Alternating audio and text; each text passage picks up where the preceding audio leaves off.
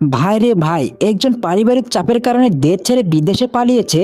আরেকজনকে দেখলাম পারিবারিক চাপের জন্য ইউটিউব, ফেসবুক, টিকটক থেকে বিদায় নিচ্ছে।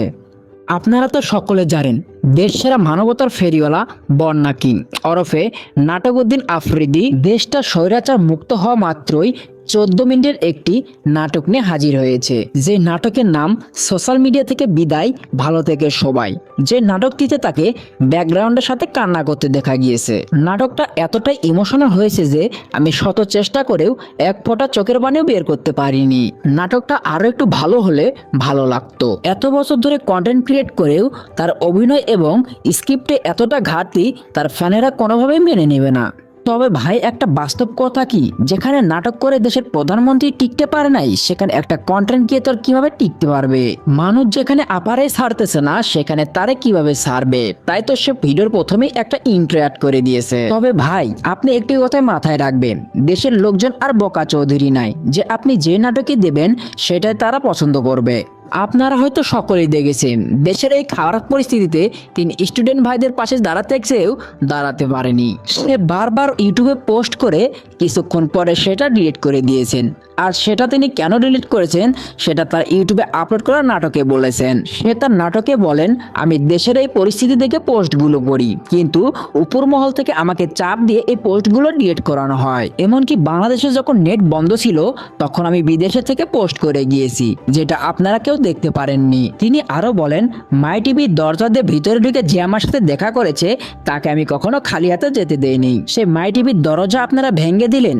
আমি আপনাদেরকে ম্যানিপুলেট করতে আসেনি, আমি আসলে এসেছি এই সোশ্যাল মিডিয়া থেকে বিদায় নিতে। তার এরকম নাটক দেখার পরে মানুষ কান্না করার বদলে তার ভিডিওতে সবাই হাহা দেওয়া শুরু করেছে। ভাই রে ভাই, যেখানে দেশের তরতাজা ছাত্ররা গুলির সামনে বুক পেতে দিয়ে মৃত্যুবরণ করছে, সেখানে তাকে কি এমন চাপ দেওয়া হয়েছে যার জন্য সে পোস্ট ডিলিট করেছে? এমনকি তাকে যে প্রেসার দিয়ে পোস্টগুলো ডিলিট করা হয়েছে সেগুলো স্বীকার করছে এখনকার নাটকের মাধ্যমে। কিন্তু কেন সে ইনস্টাগ্রামে পোস্ট দিয়ে বলা শুরু করেছিল আমার আইডিটা হ্যাক হয়ে গিয়েছে, কেউ আমাকে ফাঁসাতে চাচ্ছে? মানুষ তো তাকে আর এমনি এমনি নাটকউদ্দিন আফ্রিদি ডাকেন না।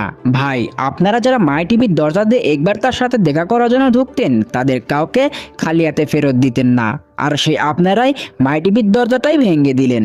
এইটা কোনো কাজের কথা হলো? এই কাজটা আসলেই ভালো হয়নি। আপনার মানুষের উপরে রাগ থাকতেই পারে, তাই বলে তার তিল তিল করে গলে তোলা কোম্পানির উপরে এভাবে অ্যাটাক করতে পারেননি। অন্যদিকে সালমান মুত্তাদি তাকে সাবান ছাড়াই ধুয়ে দিয়েছে।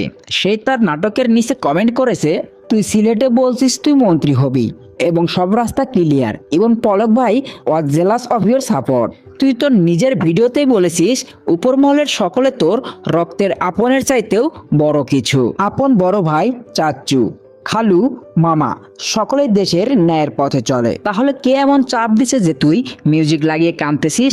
তাছাড়াও তিনি আরো বলেন, তুই এবং ফারহাস মানুষকে স্বপ্ন দেখাইছিস মানুষের বিপদে তোরা পাশে থাকবি, তোরা অনেক সেভিয়াস, অনেক বড় হিরো।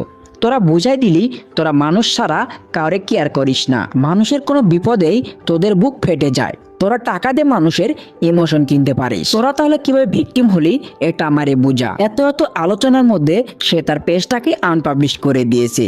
সে কান্না করে চাইলো সিম্পাথি, কিন্তু মানুষ তাকে সাবান ছাড়া দিয়ে দিল ধোয়া। তো যাই হোক, ভিডিওটি শেষ করার আগে আমি বাঁধনউদ্দিন একটি কাজের কথা কই। দেশের এই প্রান্তিকালিক সময়ে সালমান মুত্তাদি ছাত্রদের পাশে থেকে হয়ে গেলেন হিরো, ওইদিকে নাটকউদ্দিন আফ্রিদি ও ফারাজ করিম দুজন মানবতার ফেরিওয়ালা হয়ে গেলেন জিরো। তবে এই পরিস্থিতিতে দেশে এরকম ভাঙচুর ও লুটপাট কখনোই কাম্য নয়। তো বন্ধুরা, মানবতার ফেরিওয়ালাকে নিয়ে আজকে আমাদের এই ভিডিওটা এই পর্যন্তই। ভিডিওটি যদি আপনার ভালো লেগে থাকে অবশ্যই লাইক দিয়ে বন্ধুদের মাঝে শেয়ার করবেন, আর পরবর্তীতে কোন টপিকে ভিডিও চান সেটা অবশ্যই কমেন্টে লিখবেন। তো দেখা হচ্ছে পরবর্তী কোনো ভিডিওতে, সেই পর্যন্ত সুস্থ থাকবেন। খোদা হাফেজ।